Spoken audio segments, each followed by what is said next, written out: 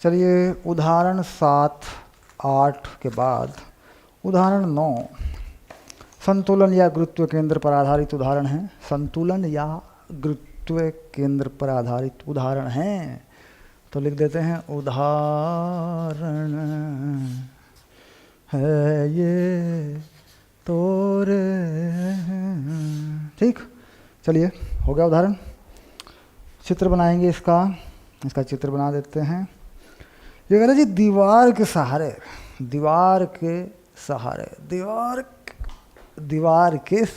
समझ रहे हो ना? हाँ, क्योंकि इसके सहारे लग गया तो काला हो जाऊंगा। दीवार के सहारे 3 मीटर लंबी सीढ़ी एक घर्षण विहीन दीवार के सहारे ठीक झुकाकर टिकाई गई है। ठीक, अब ये सीढ़ी जो है फिसल जाएगी, दीवार पे तो है नहीं घर्षण, ज़मीन पे होना चाहिए, नहीं तो फिसल जाएगी ये भैया। समझ रहे होगे बात, है ना? तो कुल मिला के पहले क्या बनेगा? पहले बनेगी दीवार। ठीक, चलो ये बना दी दीवार। ये देखो ये दीवार बनेगी। अब तेरे मेरे बीच में नहीं है कोई दीवार। ठीक, और ये बनेगा फर्श। ये बन गया फर्श।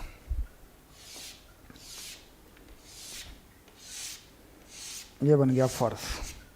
ठीक, इस पर लिख देता हूँ दीवार। ये रही दीवार। ठीक, और इस पर लिख देता हूँ फर्श। ये बन गया फर्श।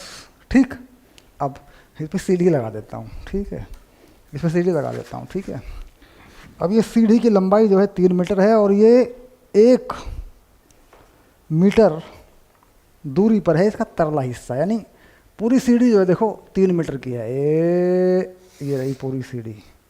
ये पूरी सीढ़ी है 3 मीटर की। सीढ़ी की लंबाई कितनी है? 3 मीटर। ये पूरी जो सीढ़ी है ये 3 मीटर की है। अब इसको क्या माने? ABC मान लेता हूँ। इस बिंदु को मान लेता हूँ A और इसको मान लेता हूँ B और C कहीं माना नहीं। तो ये कह रहा है इसको मान लो यार, C है ना, इसको C मान लो। ये लो, बस हो गया। ठीक, और सीढ़ी का द्रव्यमान 20 किलो है, तो बिल्कुल मध्य बिंदु पे काम करता है। ये सीढ़ी का भार है, इसे लिख देते हैं W0। ठीक, ये सीढ़ी का भार है। W0 क्या है? सीढ़ी का भार है। W0। ठीक, सीढ़ी का भार। ठीक, तो इसमें W0 का मान भी रख देते हैं। W0 का मान हो जाएगा 20G। mg तुम जानते ही हो, अब तो कोई बड़ी बात नहीं है, हम तो mg से जान पहचान हो गई। तो यहाँ मध्य बिंदु पर है ये भार। ये भार कहाँ पर है? बिल्कुल मध्य बिंदु पर है। तो अगर इसे नीचे मिला लूँ मैं ऐसे, तो ये कार्य जो करेगा, ठीक, तो ये जो पूरी दूरी दे रखी है ना, ये कहाँ पर है? सीढ़ी का ये निचले वाला सिरा, ये पूरी दूरी जो है 1 मीटर है, यानी AC जो है वो पूरा 1 मीटर है। तो समरूप त्रिभुज से देखेंगे बिल्कुल मध्य बिंदु पर ये दूरी जाएगी, ये आएगी जहाँ पर ये भार की रेखा काम करेगी 0.5 मीटर ऐसे, और यहाँ से भी ये भी 0.5 मीटर ही होगा। दीवार से भी ये चीज़ 0.5 मीटर ही होगी। क्यों? क्योंकि भाई ये जो है बिल्कुल मध्य बिंदु है और ये 1 मीटर की दूरी है। ये वाली A से C तक की दूरी कितनी है? 1 मीटर है। समरूप त्रिभुज ये 10/10 तो सिंपल सी बात है। या फिर कोण लगा लो tan थीटा वाला। tan थीटा ये कोण है, इस त्रिभुज में tan थीटा वही है जो इस त्रिभुज में tan थीटा है, तब भी निकल जाएगा। कुल मिला के हलवा हो गया, बात सीधी होगी। दोनों तरीक़ों से मिल जाएगा आपको। ये होगी बात स्पष्ट। अब कह रहा है जी यहाँ घर्षण नहीं है। ये जो दीवार है ये घर्षण विहीन है, घर्षण विहीन दीवार। ठीक, इसका मतलब सीढ़ी यहाँ से फिसलेगी, यहाँ पे कोई सीढ़ी को रोकने वाला नहीं है। अगर यहाँ घर्षण होता तो सीढ़ी पे ऊपर की तरफ घर्षण बल लगता, तो दीवार सीढ़ी को फिसलने में मदद करती नहीं, दीवार सीढ़ी को फिसलने से रोकती।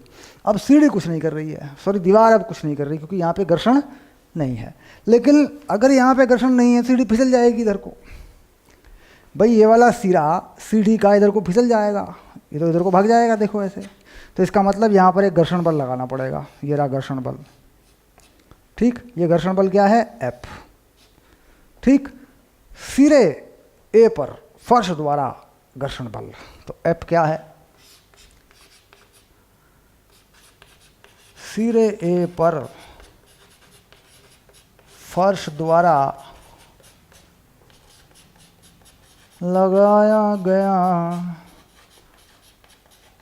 घर्षण बल। बात सही है। अब जहां पर भी कोई चीज टिकी होती है, जहां पर भी उस तल के लंबवत एक अभिलंब प्रतिक्रिया होती है। ध्यान रहे, ये तल के लंबवत होती है, किसी कोण पे नहीं होती, तल के सी लंबवत। तो यहाँ पे एक अभिलंब प्रतिक्रिया ये वाली मान लें, और यहाँ टिकी है तो यहाँ ये वाली मान लें, ऐसे। इन अभिलंब प्रतिक्रियाओं का नाम दे सकते हैं, पुस्तक के अनुसार नाम दूंगा। एक को दे देते हैं हम N और एक को दे देते हैं R, या इसे मान लेते हैं, इसे मान लेते हैं N1, इसे मान लेते हैं N2। यहाँ पे इन्होंने कुछ और R लिख दिया, कोई फर्क नहीं पड़ता, उससे मान लेते हैं। ठीक है, तो क्या कोई और बल लगा है साहब? नहीं, और कोई बल नहीं लगा। तो क्या मांगता है फिर ये कह रहा है कि दीवार और फर्श के प्रतिक्रिया बल ज्ञात कीजिए। दीवार और फर्श के प्रतिक्रिया बल ज्ञात कीजिए, यानी N2 और N1 का मान ज्ञात कीजिए। ठीक, तो चूंकि छड़ स्थायी संतुलन पे है, अतः इस पे परिणामी बल शून्य है। तो यहाँ लिख देते हैं, चूंकि छड़ नहीं है, सीढ़ी है भाई, सीढ़ी है, सीढ़ी सीढ़ी, हाँ सीढ़ी, हाँ, क्योंकि सीढ़ी स्थायी संतुलन में है। अस्थाई मत लिखो यार, ये स्थायी जो है ना तुम गलत करता है। ठीक, छोड़ दो, स्थायी कुछ और चीज़ है, फिर आगे पहुंच जाएंगे अपन सरल आवर्त गति में, स्थायी संतुलन नहीं। क्योंकि सीढ़ी संतुलन में है, ऐसा लिख देते हैं बस, है ना, संतुलन में है, अतः इस पर परिणामी बल शून्य है, एवं परिणामी बलाघूर्ण भी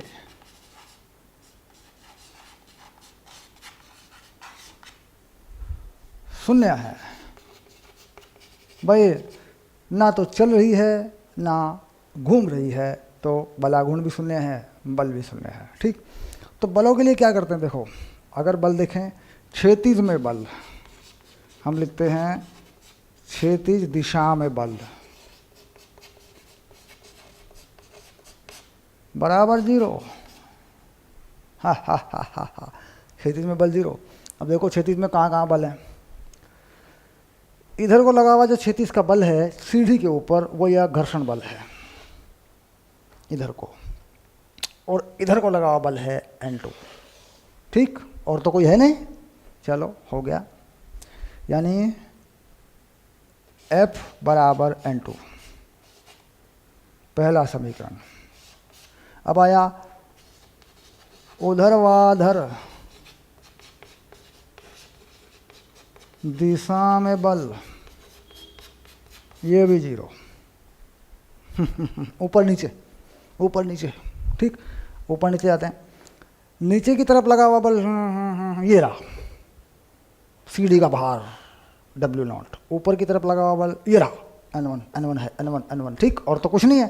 ठीक है, ये भी बराबर हो गए, विपरीत हैं दोनों, एक ऊपर एक नीचे, तो N1 बराबर W0, ये हो गया दूसरा। ठीक, अब हम देख रहे हैं कि हमें N1 तो मिल गया, N1 तो मिल गया, फर्श की सीढ़ी पर प्रतिक्रिया ये तो मिल गया, लेकिन हमें क्या चाहिए, हमें चाहिए N2। तो N2 के लिए क्या करना पड़ेगा, दूसरी बात पे ध्यान देना पड़ेगा, परिणामी बल आघूर्ण भी शून्य है, वो भी देखना पड़ेगा। तो परिणामी बल आघूर्ण ये लो, यहाँ आ जाते हैं।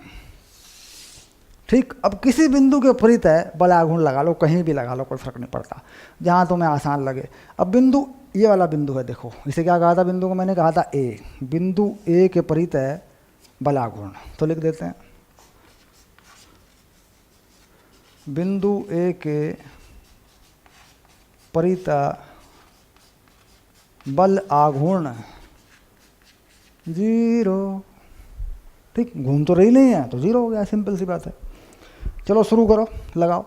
अब बिंदु ए के परितः अगर बिंदु ए का लगाऊं तो 0 आएगा, क्योंकि बिंदु ए पर लगा हुआ बल कौन सा है, N1 है, तो N1 का 0, घर्षण बल का 0, क्योंकि ये दोनों बिंदु ए पे लगे हैं, इनमें लंबवत त्रिज्या तो है नहीं। कुल मिला के W का भार, ठीक, तो कितना हो गया, W0 का कितना हो गया, W0 की बिंदु ए से लंबवत दूरी कितनी है, पकड़ो, ये रही देखो लंबवत दूरी। यहाँ आके देखना पड़ेगा, यहाँ पे तो दिखेगी नहीं लंबवत दूरी। इसकी क्रिया रेखा को नीचे बढ़ाओ, क्रिया रेखा को नीचे, इधर ए से इस क्रिया रेखा को मिलाओ, तो ये बनी लंबवत दूरी, कितनी बनी, आधा मीटर, 0.5। कैसा है, वामावर्त है, तो माइनस, ठीक, अंदर की तरफ। और कैसा लिख दूं, ऐसा निशान लगा देता हूँ, ये लो, तय करें, पक्का करें, 0.5 क्यों लगा, ठीक। लंबवत दूरी, बल की क्रिया रेखा से उस बिंदु की लंबवत दूरी लगती है जिसके परितः उस बल का आघूर्ण निकाला जाता है, ठीक। अब देख रहे हैं कि बल यहाँ पर है यूँ, और ये बिंदु है तो यूँ घुमाएगा, तो कैसा हो गया, वामावर्त। चलिए, और ये हो गया, ये हो गया, ये आ गया, देखो जरा इसकी लंबवत दूरी कितनी पड़ेगी, जरा इसको देख के बताओ जरा। भाई इस बल की क्रिया रेखा ये है और ये बिंदु है, तो ये बनेगी लंबवत दूरी। ये लंबवत दूरी हमें निकालनी पड़ेगी, पूरी लंबवत दूरी ये वाली, ये लंबवत दूरी हमें निकालनी पड़ेगी। कितनी हो जाएगी बताओ, ये लंबवत दूरी कितनी हो जाएगी बताओ। ये है कर्ण की लंबाई, छड़ की लंबाई कितनी है पूरी, छड़ की लंबाई है 3 मीटर, और ये आधार है, और ये त्रिभुज की ऊंचाई है, तो दूरी होगी वर्गमूल 8 मीटर। पक्का करके देखो, पाइथागोरस का प्रमेय लगा दो समकोण त्रिभुज में धाएं धाएं। ये है कर्ण की लंबाई, ये है आधार की लंबाई, यहाँ से लेके यहाँ तक, ये हो गई ऊंचाई। कितने आ गई, आ गई, ठीक। तो कुल मिला के इसका बलागुण कैसा है, दक्षिणावर्त है, बाहर की तरफ, प्लस में लगा दूंगा, तो प्लस N1 नहीं N2 का है, ठीक। और वर्गमूल 8, 0, ये कैसा है, ये लो, ऐसा हो गया, कुल 0 हो गया यार, सिंपल है। यहाँ से मुझे क्या मिलेगा, यहाँ से मुझे N2 मिलेगा, N2 से मुझे घर्षण बल का मान मिल जाएगा। अगर घर्षण बल भी पूछ रहा होता सवाल में तो भी मैं बता देता, क्योंकि मेरे इस समीकरण में घर्षण बल का मान है। कैसा घर्षण बल है, स्थैतिक घर्षण बल है। स्थैतिक घर्षण बल का मान अगर पूछ रहा होता तो भी मैं बता देता, ठीक। ये आ गया, चलिए निकाल लेते हैं N2 कितना हो गया। ये 0.5 से कहते हैं W/2, और ये कितना हो गया, √8। और थोड़ा ठीक कर सकते हैं, W0 2 दूनी 4, ये हो गया 4√2, ये हो गया। और ये रहा एक उत्तर, ये रहा दूसरा उत्तर, ठीक। W0 कहाँ है, ये रहा। G का मान क्या है, G का मान है 9.8 मीटर प्रति सेकंड स्क्वायर, ठीक। अब बताओ उत्तर क्या होगा। चलो ये तो सिंपल आ गया, देखो ये तो आ गया, N1 तो सीधे ही आ गया, लो ये रहा N1, ठीक।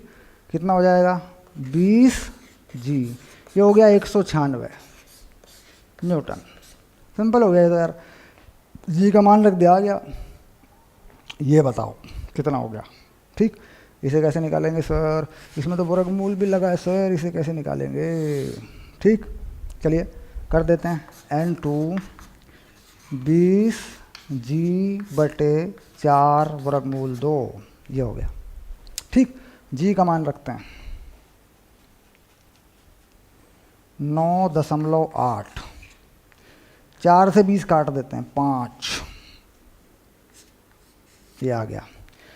वर्गमूल 2 का मान रखते हैं, 1.41, 14 सते 98, 7 बार कर देते हैं, ये रहा।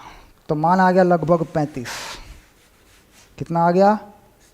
35 न्यूटन।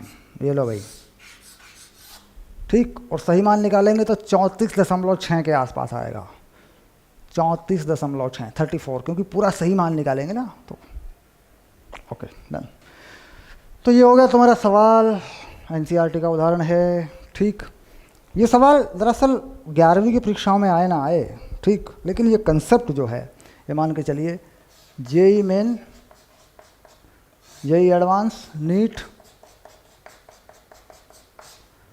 में आया पड़ा है, आया पड़ा है, बिल्कुल आता रहता है, बिल्कुल आया पड़ा है। जेई मेन में तो आ चुका है 2 साल पहले, 2-3 साल पहले आप देखेंगे, 15-16 का एग्ज़ाम देखेंगे तो आ चुका है, 16-17, ठीक है, आ गया ये सवाल, ठीक है। तो आता रहता है, बार बार घूम के कुछ ना कुछ इस पर लगता रहता है। चलिए आगे चलते हैं।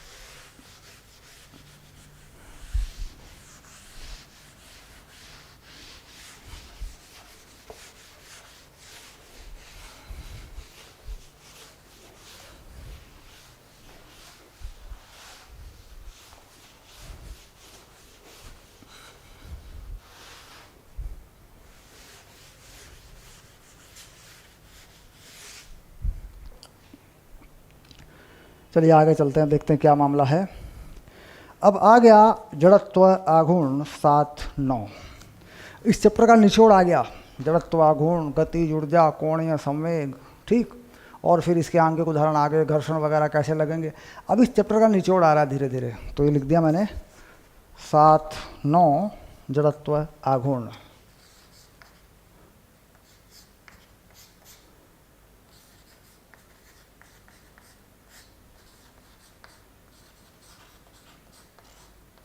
इसे कहते हैं मोमेंट ऑफ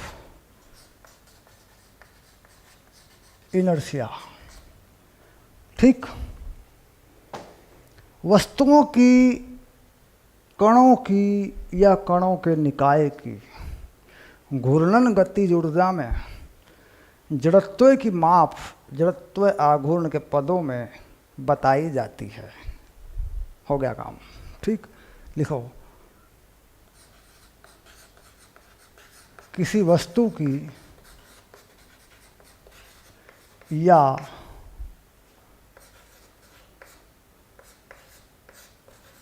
कणों के निकाय की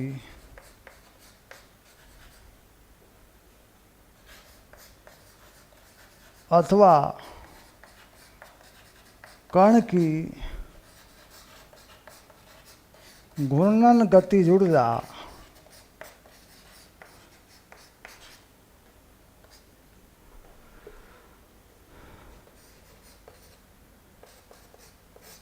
ऊर्जा में जड़त्व की माप जड़त्व आघूर्ण के पदों में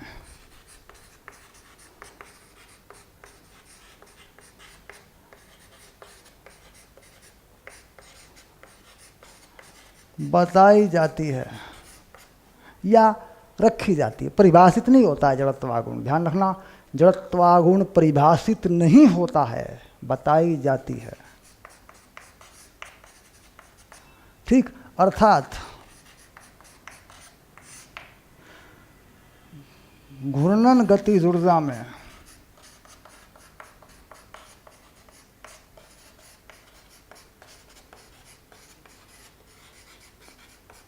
द्रव्यमान के स्थान पर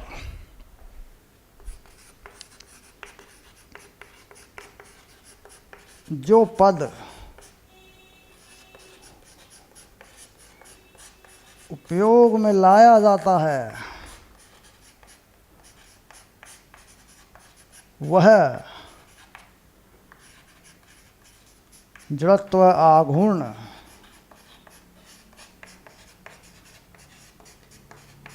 कहलाता है। ठीक, जड़त्व आघूर्ण केवल एक माप है या परिमाण है, यह अदिश या सदिश राशि नहीं है। ठीक, ध्यान रहे, जड़त्व आघूर्ण कोई भौतिक राशि नहीं है, क्योंकि भौतिक राशियां दो तरीकों से होती हैं, अदिश सदिश। तो ध्यान रहे, जड़त्व आघूर्ण कोई भौतिक राशि नहीं है, क्योंकि यह वस्तु में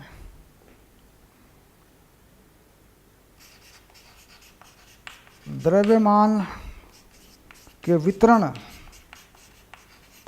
एवं तनन के कारण महत्व में आती है। आ गया इसलिए इसको वस्तु या वस्तुओं के निकाय की तन्य प्रकृति भी कहते। शाबाश, लिख लिया, लेकिन याद नहीं किया हुआ था, रट्टा नहीं मारा था मैंने रटके नहीं लिखा है, ईमानदारी से बता रहा हूँ। ठीक, जो है वो है, पढ़ लो एक बार। किसी वस्तु की या कणों के निकाय की अथवा कण की घूर्णन गतिज ऊर्जा में जड़त्व की माप जड़त्व आघूर्ण के पदों में बताई जाती है। घूर्णन गतिज ऊर्जा अर्थात घूर्णन गतिज ऊर्जा में द्रव्यमान के स्थान पर जो पद उपयोग में लाया जाता है वह जड़त्व आघूर्ण कहलाता है। द्रव्यमान के जगह पर जो फिट हो जाएगा वहाँ पे। ठीक, जड़त्व आघूर्ण केवल एक माप है या परिमाण है, यह अदिश या सदिश राशि नहीं है। ठीक, जड़त्व आघूर्ण कोई भौतिक राशि नहीं है, क्योंकि यह अदिश नहीं है, सदिश नहीं है, खत्म। क्योंकि यह वस्तुओं में द्रव्यमान के वितरण एवं तनन के कारण महत्व में आती है, इसलिए इसको वस्तु या वस्तुओं के निकाय की तन्य प्रकृति भी कहते हैं। ठीक, टेंसाइल प्रॉपर्टी। क्या लिखेंगे इसको क्या लिखेंगे बच्चों अंग्रेजी में? इसको क्या लिखेंगे? इसे कहते हैं टेंसाइल प्रॉपर्टी।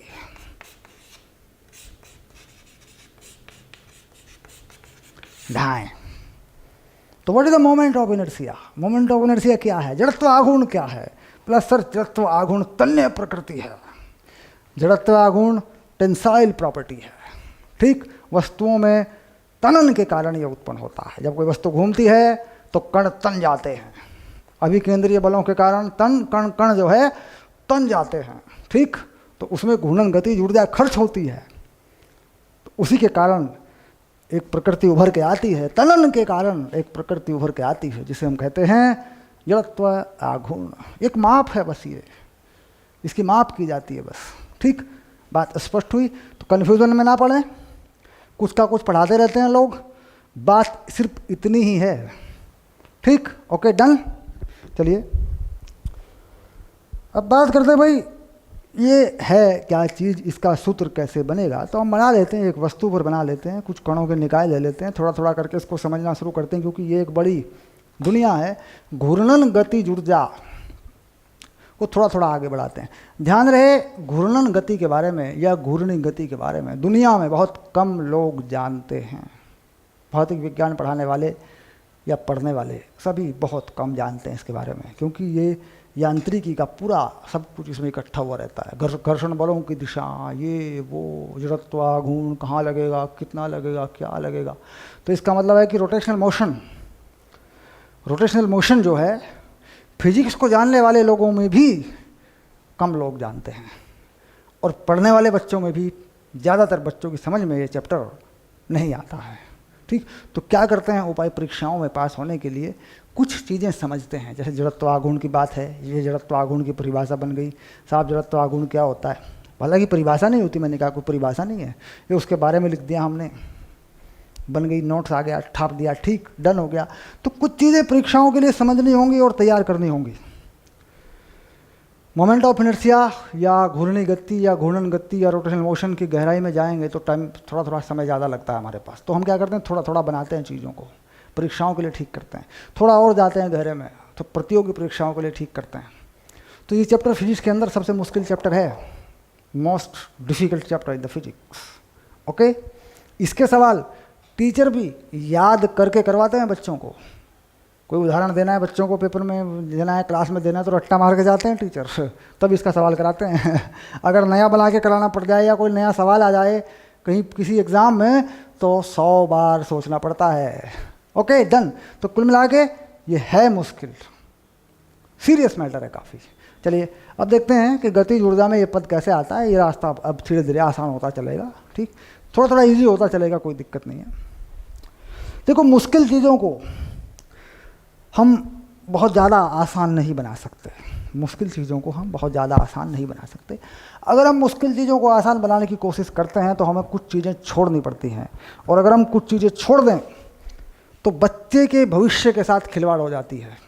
कि सारे बच्चे एक जैसे नहीं होते, कुछ बच्चे हैं जो थोड़ा समझेंगे, कुछ बच्चे होशियार होते हैं, वो सारी बातें समझ लेते हैं। हमने चीज़ें छोड़ रखी हैं, बच्चे हम पर भरोसा कर रहे हैं कि विक्रम सर का कोर्स पूरा है, गलत हो जाएगा। इसलिए छोड़ तो मैं नहीं सकता कुछ भी, हाँ कोशिश कर सकता हूँ, कहीं कहीं पर आज चीज़ें आसान बनाने की मैं कोशिश करता हूँ। तो परिभाषा क्लियर हो गई, ठीक है, आगे चलते हैं।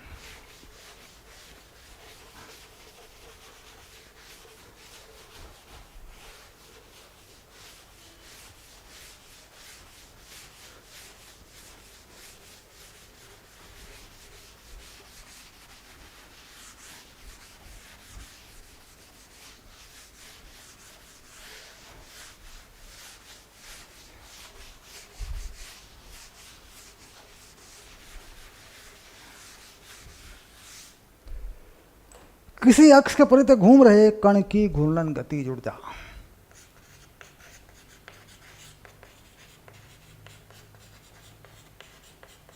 किसी अक्ष के परितः घूम रहे कण की घूर्णन गतिज ऊर्जा, ठीक। Rotational kinetic energy of a particle moving around any axis. Rotational kinetic energy of a particle moving around an axis. That is the statement in English. Okay, अंग्रेजी भी पढ़ा करो कभी कभी। चलो अब बना लेता हूँ घूर्णन अक्ष O डैश, और इसके चारों तरफ एक कण को घुमा देता हूँ। ये कोई कण है, इसका द्रव्यमान है m और ये है इसकी त्रिज्या ऐसे, ये घुमा देता हूँ ऐसे, और जो कोणीय वेग है वो है ओमेगा ऐसे, ठीक। तो यहाँ पर इसकी चाल जो है, उसको चाल को किससे बता दें, v से बता दें। वेग बताएं तो, क्योंकि ऊर्जा में चाल लग जाती है, वेग का परिमाण लग जाता है, तात्कालिक वेग का परिमाण लग जाता है, तो चाल बता देते हैं, ठीक। अब हम जानते हैं गतिज ऊर्जा, घूर्णन अक्ष ओ डैश के परित है घूर्णन गतिज ऊर्जा।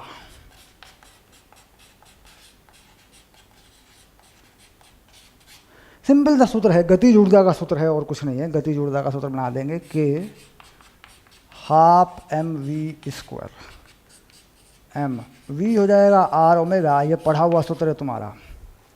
रेखीय चाल त्रिज्या गुणा कोणीय चाल 1/2 M R square omega square 1/2 omega square M R square. घूर्णन गतिज ऊर्जा में कोणीय वेग के साथ जुड़ा हुआ पद एम आर स्क्वायर है। एम आर स्क्वायर बराबर आई, इसे कहते हैं कण का जड़त्व आघूर्ण। हो गया परिभाषित। और घूर्णन गतिज ऊर्जा का सूत्र क्या हो गया? Half omega square I. ऐसे भी लिख सकते हैं, half I omega square M R square हो गया। एक कण के लिए कितना हो गया? जड़त्वाघूर्ण एम आर स्क्वायर हो गया। ठीक। अब अगर एक से अधिक कण हो तो उनकी घूर्णन गतिज ऊर्जा क्या करेंगे? एक से अधिक कण हो तो निकाय की घूर्णन गतिज ऊर्जा उस तरीके से बनाई जा सकती है। यहाँ पे ध्यान रहे, अगर किसी अक्ष के प्रति कई सारे कण हों अपनी अपनी मर्जी से घूम रहे हों, इसका कोई मतलब नहीं होता। कण अगर एक तरीके से लगे हों और सभी का कोणीय वेग एक जैसा हो तो तब उसका कोई मतलब होता है। ठीक। अब मान लीजिए किसी अक्ष के प्रति 5-7 कण घूम रहे हैं, कोई किसी कोण से कोणीय चाल से, कोई किसी कोणीय चाल से कोई मतलब नहीं होता। कोणीय चाल एक ही होती है, तब जड़त्वाघूर्ण परिभाषित होता है। ठीक। अब देखिए कहाँ पर जड़त्वाघूर्ण परिभाषित होता है, कहाँ पर नहीं होता है, इसको बता देता हूँ मैं आपको।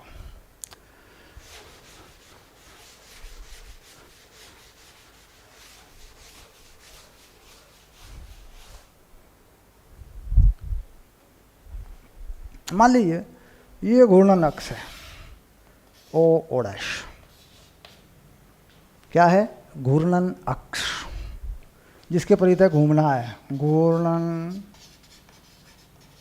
अक्ष। अब इसके परितः कोई कण यहाँ घूम रहा है R1 पे, ये है M1 और इसकी चाल है कुछ V1। दूसरा कण और घूम रहा है, इसकी चाल है V2, इसका द्रव्यमान है M2, इसकी त्रिज्या है R2। अगर हम घूर्णन अक्ष के परितः कुल गतिज ऊर्जा देखें, इस निकाय की देखें, ठीक, तो कितनी हो जाएगी?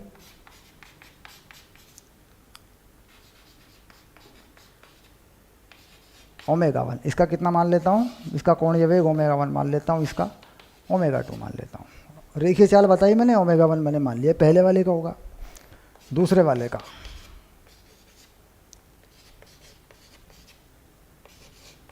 ये हो गया। ठीक। तो यहाँ देखिए ओमेगा 1 और ओमेगा 2 अलग अलग हैं। अगर ओमेगा 1 और ओमेगा 2 अलग अलग हैं, ठीक, तो जड़त्वाघूर्ण नहीं मिलने वाला हमको। हम इस निकाय का जड़त्वाघूर्ण नहीं बता सकते क्योंकि ओमेगा 1 ओमेगा 2 अलग अलग हैं।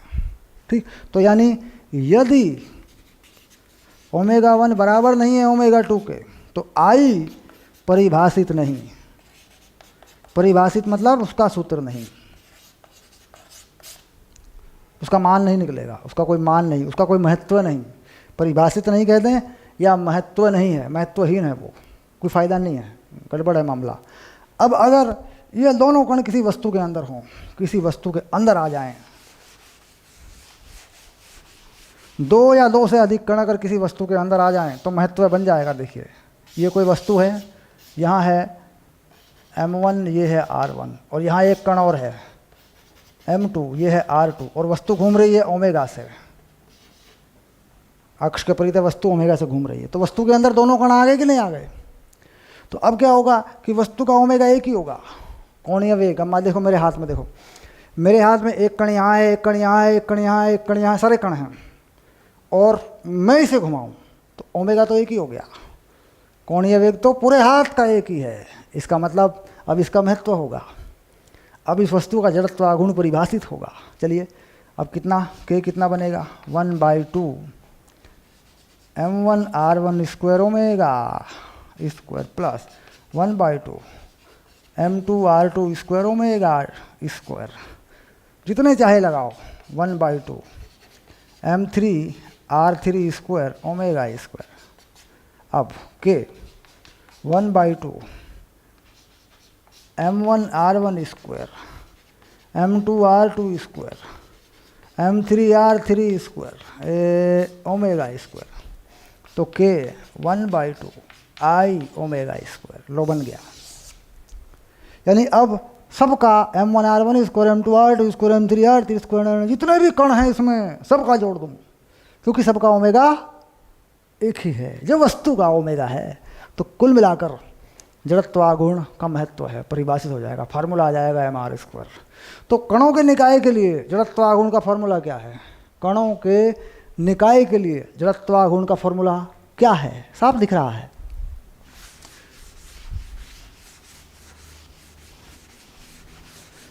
कणों के निकाय के लिए जड़त्वागुण का सूत्र, कणों के निकाय के लिए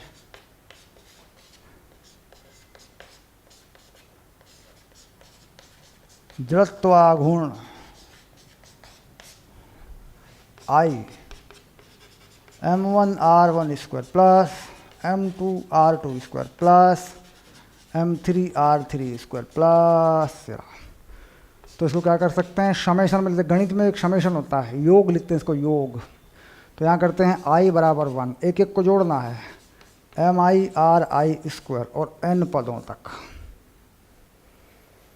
ठीक, अब इसको समाकलन के पदों में, समाकलन के पदों में भी लिख सकते हो।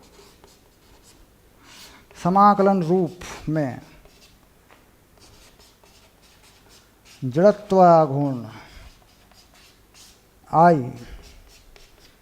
dm r square. ठीक, जो भी सीमा है वो लगाई जाएगी। कहाँ से कहाँ तक वितरण हुआ है द्रव्यमान का?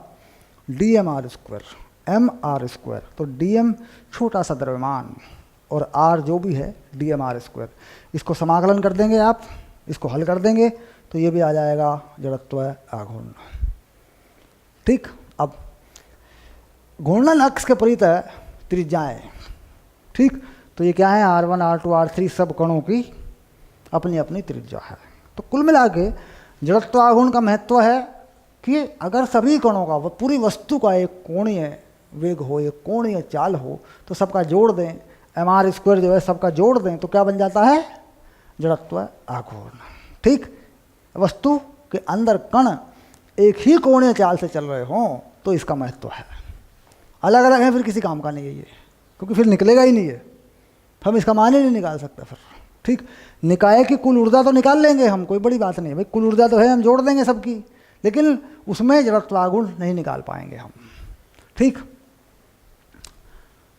तो ये हुआ जड़त्वागुण। अब हम देखते हैं कि किस वस्तु का क्या जड़त्वागुण होता है, ये हम देखेंगे।